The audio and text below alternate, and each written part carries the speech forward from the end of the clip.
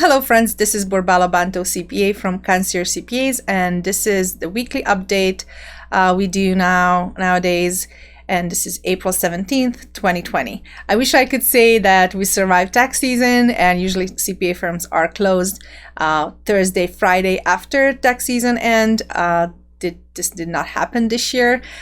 We got the new extended deadline of July 15th, so we have a couple of more months. But also, we were so busy helping folks with all the SBA and the PPP applications the last 4 or 5 weeks, just helping our business clients. The news of the week is, if you are just an individual taxpayer and you don't have a business, obviously the stimulus checks started coming out and being direct deposited to folks who did have direct deposit for any refunds, especially in the 2019 tax returns. If you did not get your rebate direct deposited, don't be afraid, you're gonna get it.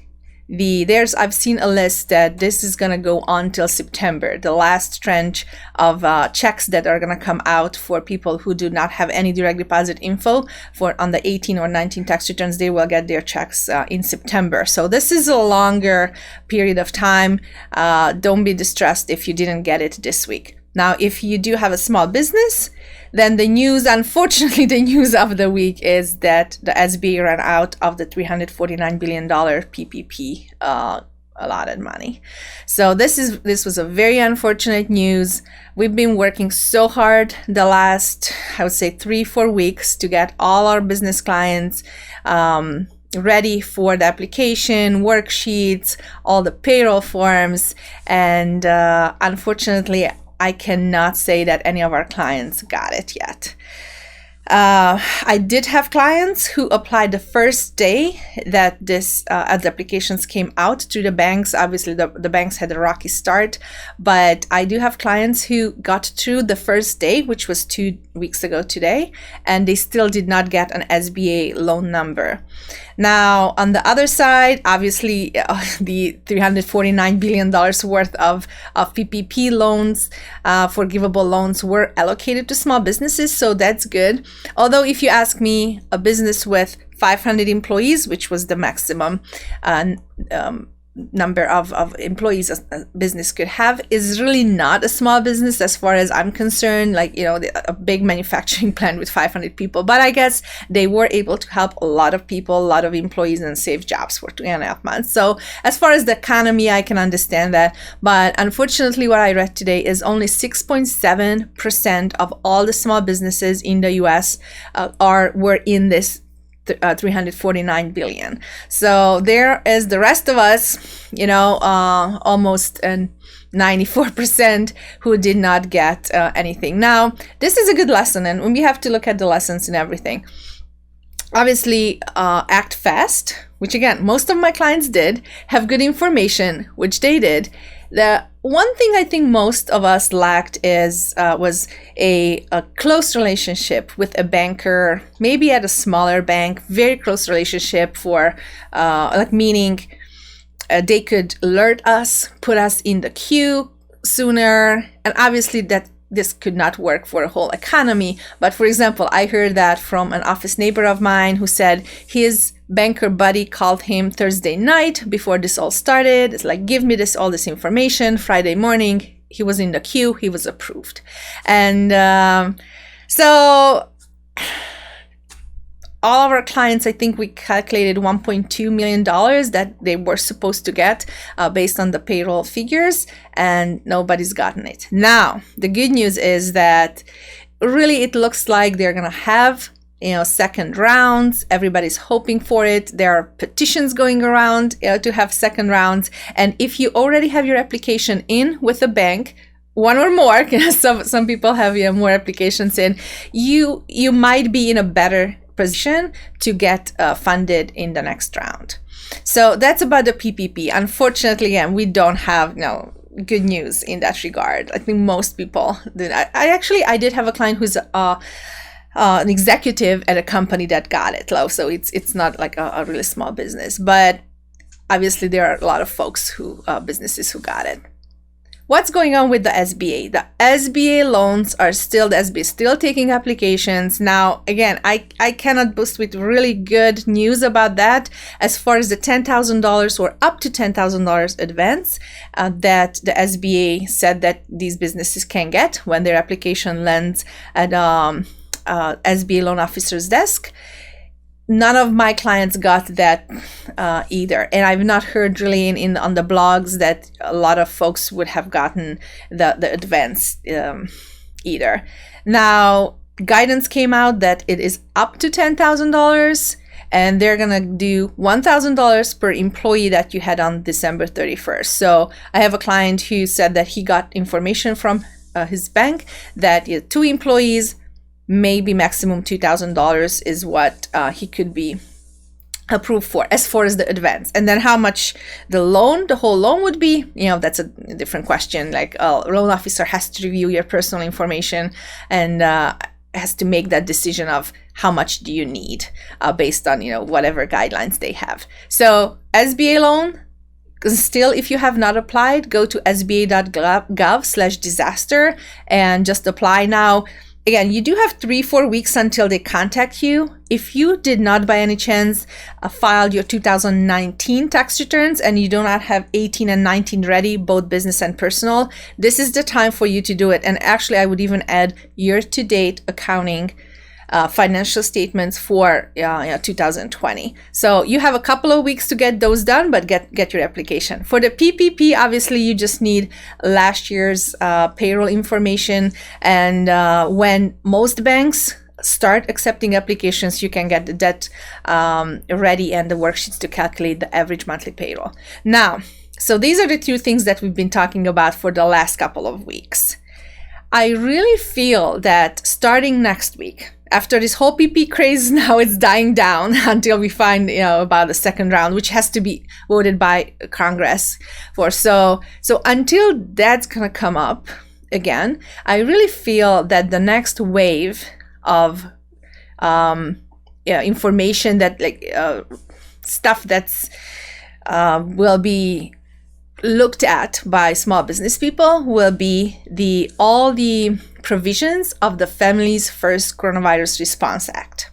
So this is kind of got into the background as really, for example, here in Ohio, not a lot of employees got the virus or had to take care of somebody that got the virus. So this was not really a big thing that employees were interested in. We had a webinar about it. We talked about it a couple of weeks ago, or maybe even 5-6 weeks ago when this came out. But I've just started seeing that more and more interest is going on about this. For example, one provision that, especially with this PPP not being available, one provision of the act is the employee retention credit. So if a company's quarterly, this year, let's say the second quarter, gross revenues dropped more than 50% versus last year's, then if you still pay employees, you might be eligible for this employee retention credit, which could be $5,000 a quarter, up to 2 quarters, so $10,000 per employee for the whole year. So if somebody has experienced this drop, let's say I do have hair salon or a gift boutique client who in the second quarter would experience this drop in gross revenues, which is not hard to show if you have obviously bank statements.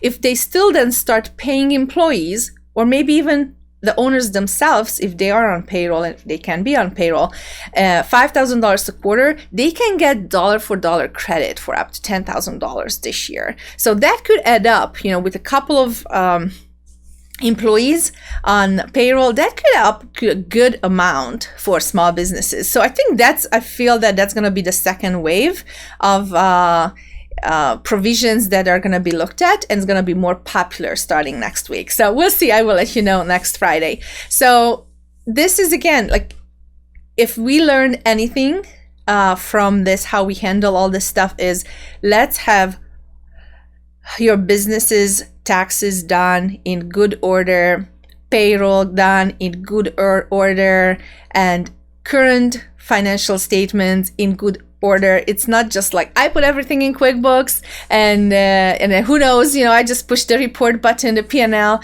button in QuickBooks, and it's going to give me something. It really has to be looked at. You might have heard this story where I've been contacted with a nearby business a couple of months ago. And the owner said, Barbara, I was turned down for refinancing my house. And I showed them, the bank asked me for current financials. And this was, I think, the end of December. So it was the whole 2019. And they turned me down. Why is that? So I look at the QuickBooks generated report that he provided to the bank. And I see that there's just so many things that do not belong on the P&L, that the chart of account was not set up correctly. So he showed $169,000 loss on this P&L. So I look at it, start taking out stuff that doesn't belong there. So after like half a day work, I get to $150,000 profit for the whole year, which again sounded so much better than $159,000 loss. So I told him, you see, like the difference between these two was $300,000 that was not supposed to be there. So obviously, if you show this P&L to the bank that shows $150K profit, they're gonna look at it in a different light, right? Like versus what you just pushed the button in QuickBooks thinking, this is good. Now, the problem is this guy did not have a tax CPA and did not pay the tax CPA extra for not just for him to prepare the taxes, but just, hey, can you look at my QuickBooks? What is on my chart of accounts? Are the things where they belong? If I want to look at my financials every month, it's not just for the banks or the IRS, but myself.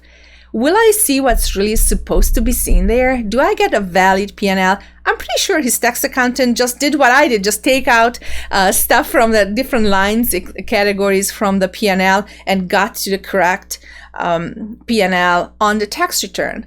But what about like when there was no tax return, like the end of December, and he just thought, yeah, whatever it's in the QuickBooks, I can show it to my bank. So there are so many clients in this situation that do not have like a concierge style CPA like what we do, and just piecemeal. Here, prepare my taxes. Here, do my payroll, and they don't talk to each other. There's no synergy. There's no proactive, looking at stuff.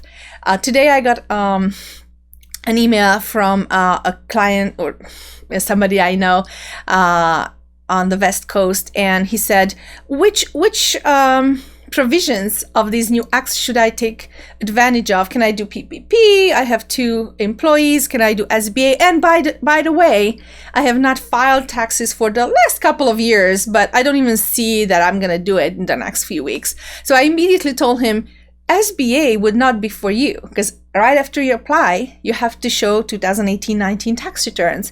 And if he did say a couple of years, I'm pretty sure there was maybe even 4 or 5 years.